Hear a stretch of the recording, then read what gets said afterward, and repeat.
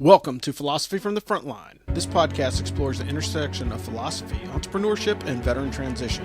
Join us as we delve into the minds of successful entrepreneurs who have made the journey from military service into small business ownership. Our guests will share their insights, experience, and unique perspectives on life, business, and the world around us. Through deep conversations and thought-provoking discussions, we hope to inspire and empower our listeners to tackle their own challenges and achieve their dreams. So sit back, relax, and get ready to explore the world of entrepreneurship from a veteran's point of view. This is Philosophy from the Frontline, and we'll see you on the high ground. Welcome back, ladies and gentlemen, to Philosophy from the Frontline. This is episode number 74. So if you caught episode number 73, we were a little hot and heated about what's going on politically in 2024. We're going to get together and talk. I'm going to have Dave and John get on again. We're going to have a little bit more of discussion about some of the more current things that are going on. But without further ado, I will introduce my guest today is Jocelyn Bradley. She's a go-getter, folks. And that's probably the reason why I'm having her on. She's actually the second time guest, not including, the staple of diehard old guys that complain about everything. So she's here to kind of catch up with what she's been up to. She told her transition story last time. We may touch on that just a little bit, but she's also got a lot of good stuff going on. And if you are moving into the Fort Liberty or Fort Bragg area, for those of you guys that are old, she can help you find a place to lay your head. And don't want to steal any more of her thunder, but catch us up. Since the last time we talked, it was 2020. So we are literally 4 years later.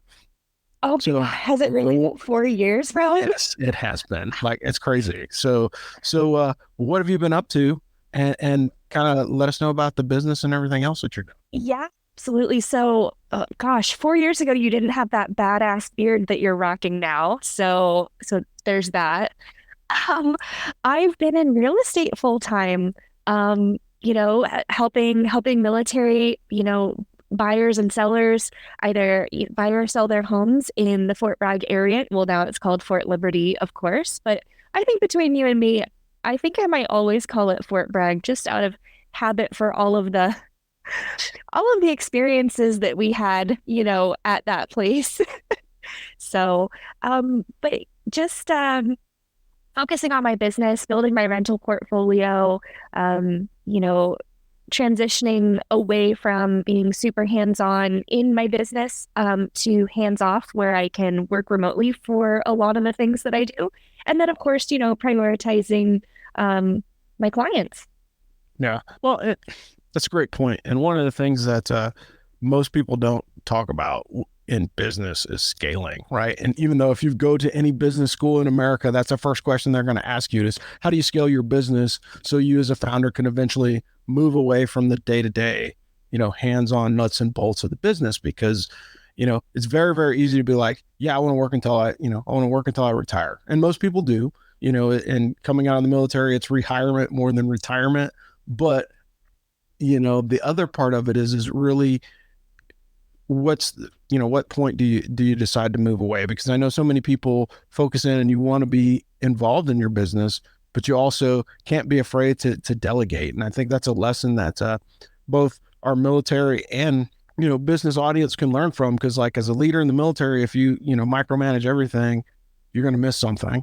And as a business owner, if you micromanage everything, you're going to miss something, because there's professionals for a reason. You have accountants and lawyers and all those other people that can do a lot of those roles.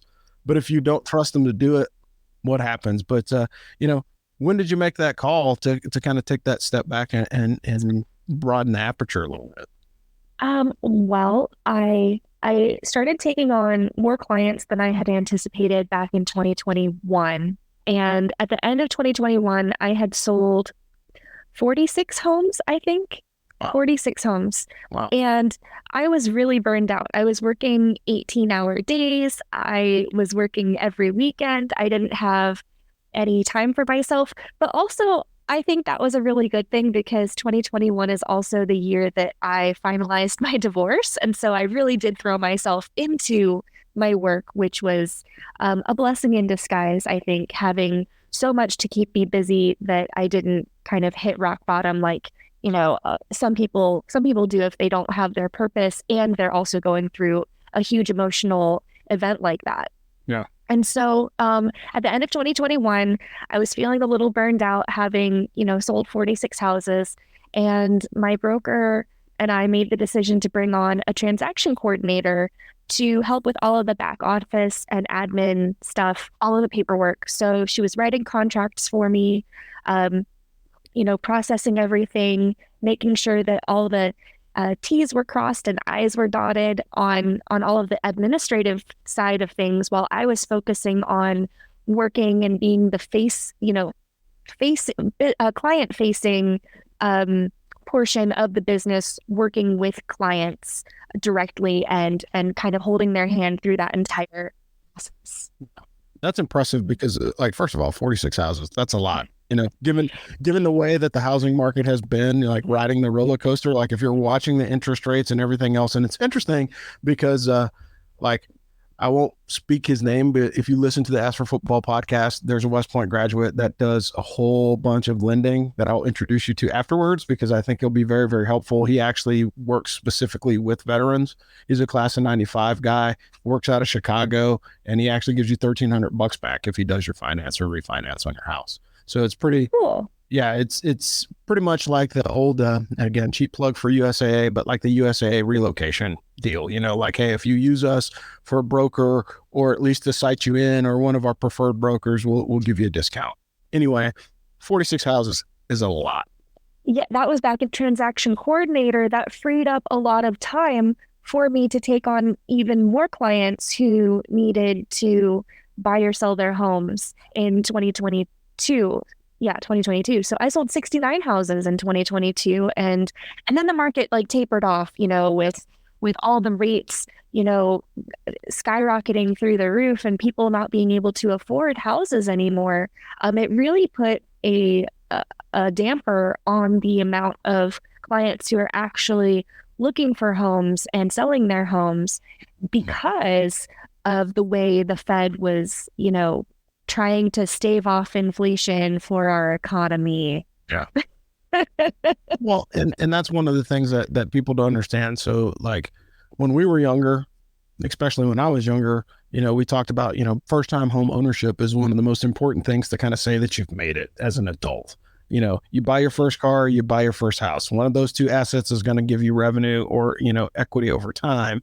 But the housing market is very, very trepidatious. And like the number of, thank goodness you're not one of those people that send like random text messages to people on Zillow, like, hey, do you want to sell your house? Like I get those all the time from all over the place.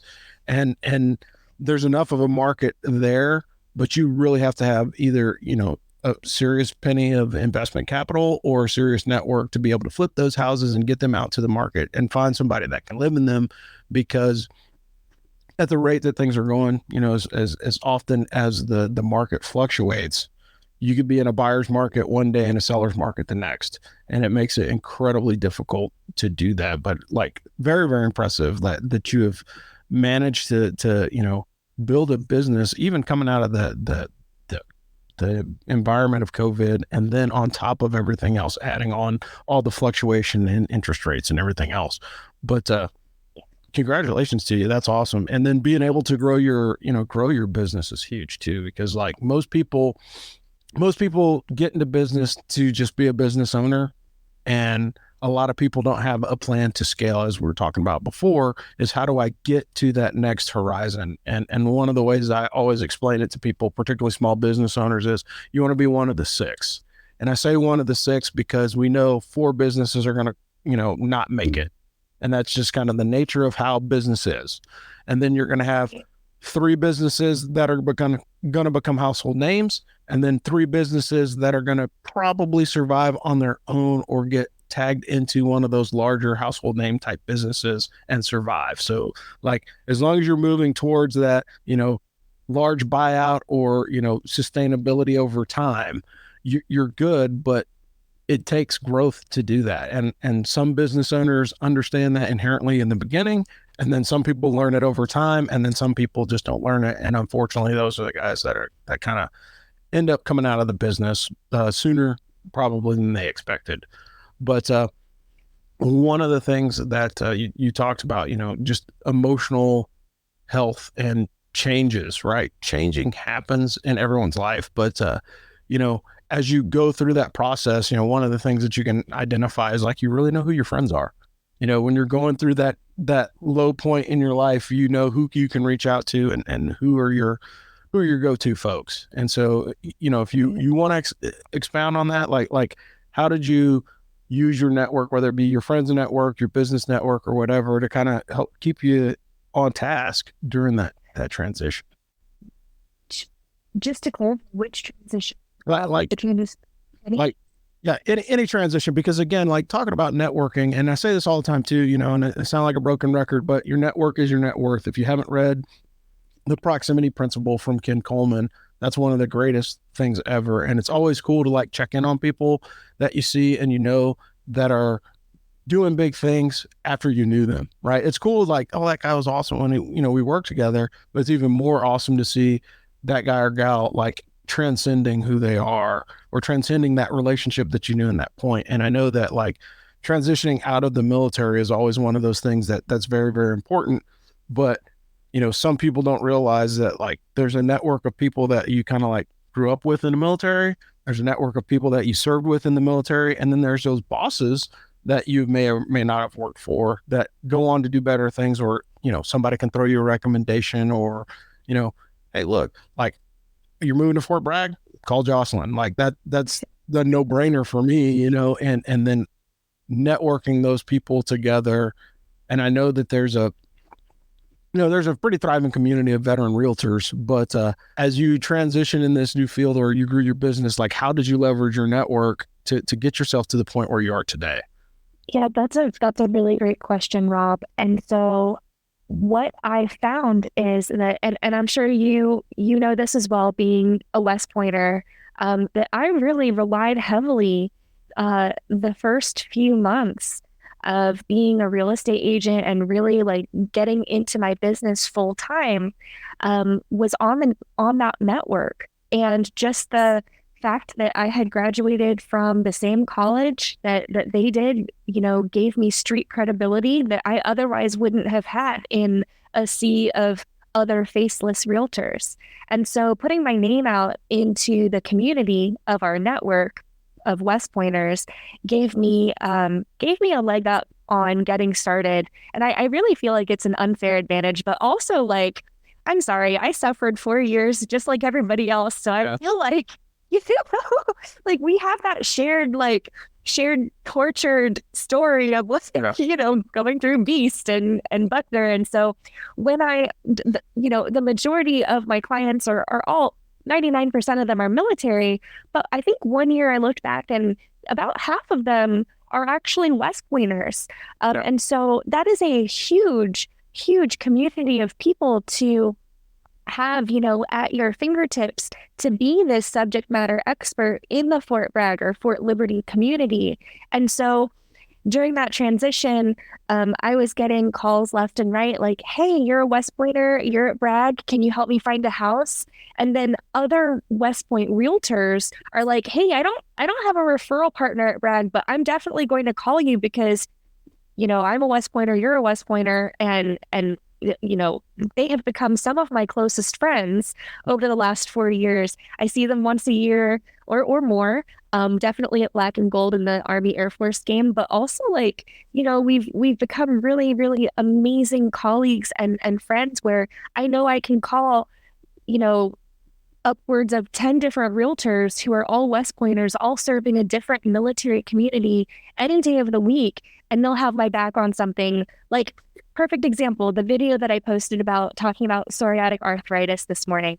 I sent that to probably 5 of my closest realtor partners who are West Pointers and serving their communities in their respective military community, and asked like, hey, does this make sense? Like, am I crazy for being this vulnerable publicly on my Facebook business page? And they're like, Jocelyn, no, like, this is amazing. You need to share this. Like, and so having those people in my life has really added to the, they're not here at Fort Liberty, where I can see them and reach out and touch them every day, but they're still amazing friends that I know I can rely on when I need something or when I need a second opinion. Yeah. And and it goes back to it, mutual suffering or trauma bonding, as the kids call it today. Yeah, like trauma bonding. All those things that you go through, and it's that unexplainable connection, right?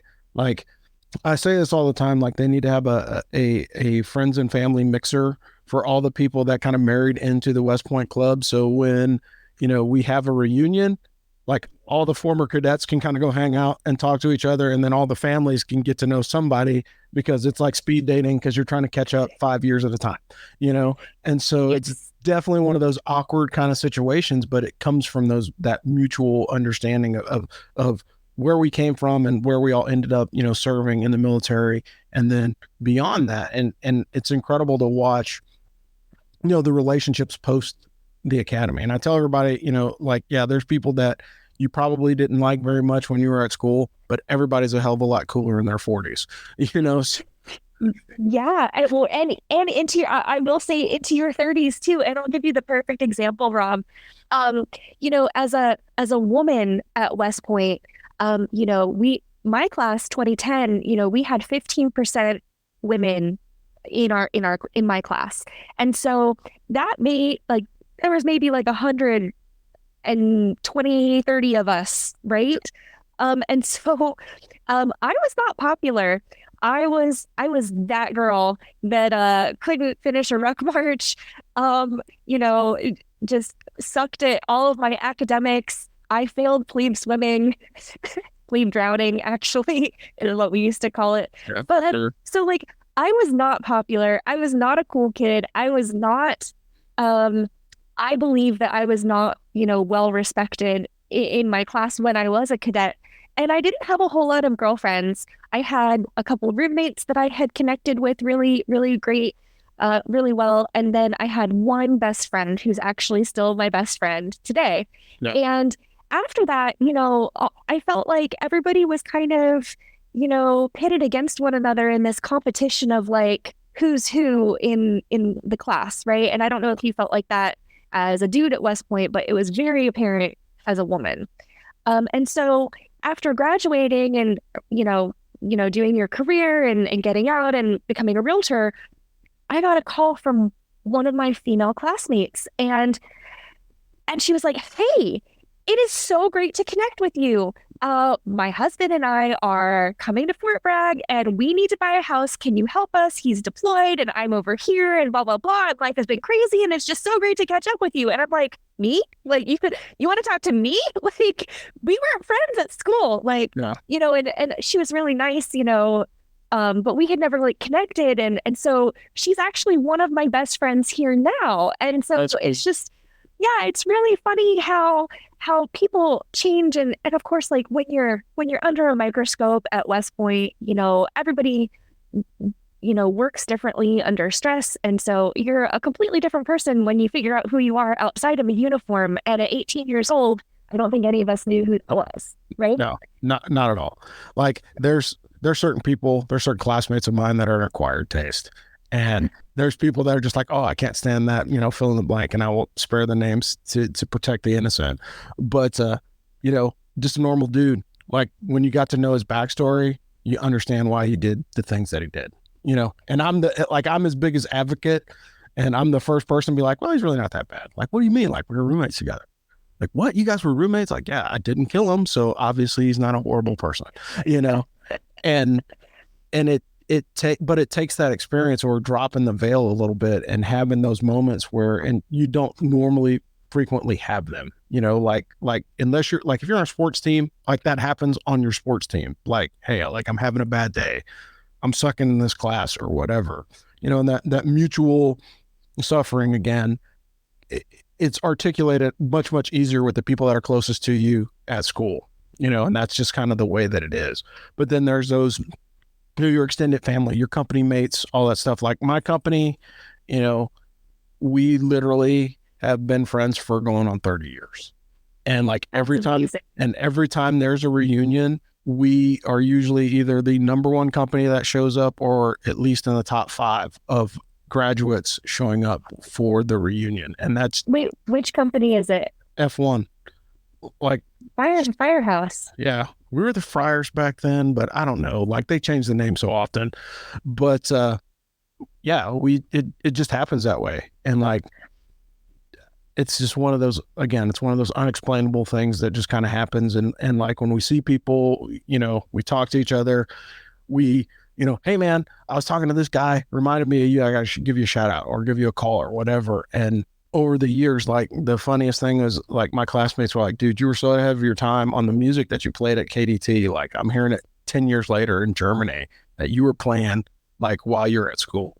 And it's like, Rob, you were on the radio station. can you not tell by the voice, the radio voice? Yes. I used to work there. Me too. Really? Wow. That's crazy. Yeah. So I was the sports nerd. So I did sports freshman year, and then I was broadcasting football, basketball, men and women's for the rest of the time, and then had an evening show on Tuesday nights. It was the R&B show with me and Isle Lawson, and that was our gig. But but that's part of the experience too, right? So there's people that you're going to be friends with, like the guys I did STAP with, or dudes that I ended up deploying with later as a young officer in the Army, or guys that like we're sitting at Fort Riley together, staring at walls and watching paint dry. Like, hey man, are we going to get out of here and deploy, or are we just going to be stuck at this place forever? And those are my best friends. And different classes, year before, year after, guys and gals that you run into. But at the end of the day, having that network, and again, yes, it's an unfair advantage. It really is, because like you're dropping yourself into a tank of 1,000 people, 1,500 tops. You all have a similar experience. You're all coming out and doing something of merit on the backside of it.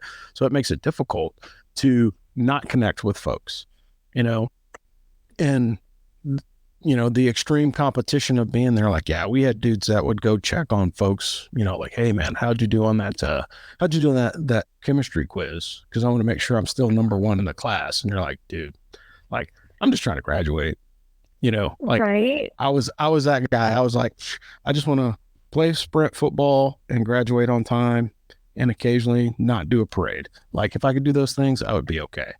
And, Yeah. it's definitely a unique experience, but like, I love to see the connection, and like, there's a thriving group of graduates everywhere. It's not just the AOG. It's just people that are reaching out and saying, hey, I need something. Like the number of times I've had people say, hey man, I want to, I'm stopping by. I'm at AUSA. I see 6 or 7 dudes that, went to school with and link up at AUSA, or you meet folks, and like folks that you barely talk to at school are like now your biggest advocates or your longest conversations when you're not, as adults. And I think that's just, it's a very untangible thing. But like, I really want to say congratulations again for all your success, and just being so open, like your mental and physical health, particularly as a veteran, is a completely different thing than it is when you're in, right? Like when you're in uniform, it literally is, I just got to get to the next mission or next deployment. And then afterwards, like after all the dust settles and you kind of have a life again, like, oh man, I got to start taking care of, all the 97 things that are not right now. Yeah.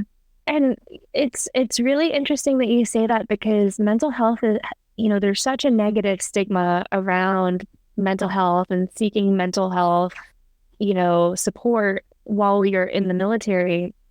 And like I think when we talked last time, I had hinted at that being one of the reasons why I was choosing to get out of the military. I dropped my refrad packet in 2019, and it was because my physical health was failing.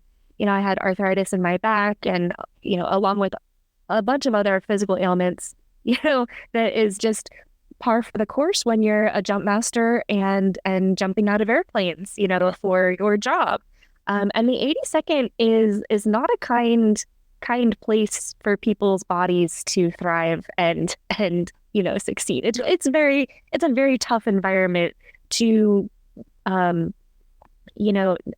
to survive. And so I think and going back to the mental health aspect too, is if you're not taking the time to set boundaries and have a healthy life work balance, and I say life and then work very specifically, for that reason, it will literally kill you over time. And so there were several points in my career where I had to have a very, very serious period of self-reflection, and think about, if I continue to do this for another however many years it takes until I get to a regular retirement at 20 years, will I make it? Am I going to make it to this 20-year mark? And the answer, if I was being truly honest with myself, was no, I'm not. I'm either going to break myself, physically in such a way that I am no longer able to continue serving my country, or my mental health will become so, I hate to say it, bad, that it's just a matter of time before, if you're not taking care of yourself, that you can really find yourself at rock bottom, or feel like you're at rock bottom if you're not getting the help that you need. And so I say that to share that, I think everybody struggles a little bit with that when they're in an environment that is not conducive to taking care of yourself. Yeah. Well, you're swimming with sharks. And I say that all the time. It's like, look, there's two ways that you can describe serving in the 82nd.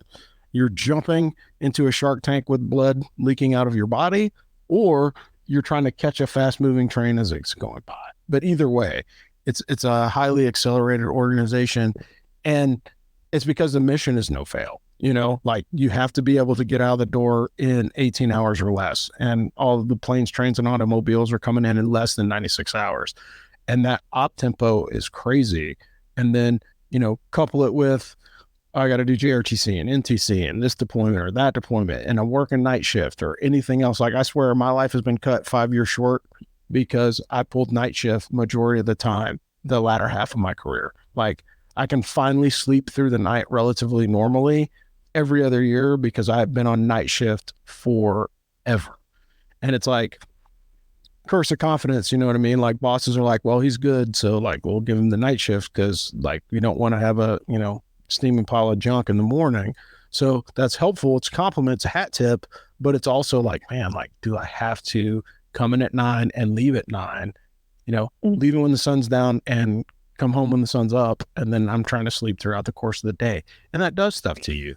And it's one of those things that, if I could tell anybody in the listening audience that's about to retire, about to transition out of the military, is take care of your physical stuff as early as you can. If you know what your date is that you're ETSing, back that off 12 months and then give yourself an additional 6 months to try and get as much taken care of while you're on active duty, because the VA will prioritize you as an active duty service member before you transition out. But then once you transition out, you'll be at the, needs of the VA. Literally, I'm in the process, and, let you guys in on a little trade secret, but I'm in the process of finding a local provider, because in the 4 years that I've retired, it will be 4 years at the end of this month that I'm going on my third primary care position at the VA. They have an incredibly high turnover rate for doctors there. And so if you have a significant medical issue or long-term medical care, go ahead and use the veteran's choice and start looking on the economy early, so you don't have what happens to me. So it's I'll have an appointment scheduled in January. I don't get to it until March because they're trying to find a care provider for me. And then they're like, oh, by the way, your care provider just left. I literally got that call last week. And so those are things that you have to understand. And the younger you get out, the fewer ailments you should have, depending upon your organization, right? And again, that's that there's something about things that will go undiagnosed. I have a friend of mine that, had an undiagnosed condition the entire time he was in the military. It took 5 years after he separated to really find out what it was. And those are things that, Army docs, they're great people, but they are mission focused. Their job is to patch you up enough so you can go on the next mission. And it's not a long-term care plan. It's not a long-term care strategy. unsolicited opinion, of course.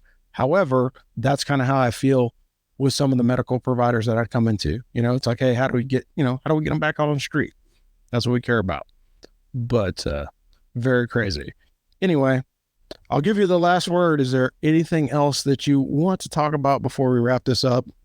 Give us all your socials. We'll drop those in the podcast description so people can find you. So if you're moving into the Fort Liberty area, please hit up Jocelyn because she can get you where you need to be. But last word goes to you. Thank you, Rob. I really appreciate you having me on your show again. It's been a pleasure. If anyone is interested in reaching out, they're more than welcome to find me on Facebook with my Facebook page, Jocelyn Bradley, NC Real Estate Broker, Instagram at soldbyjocelyn.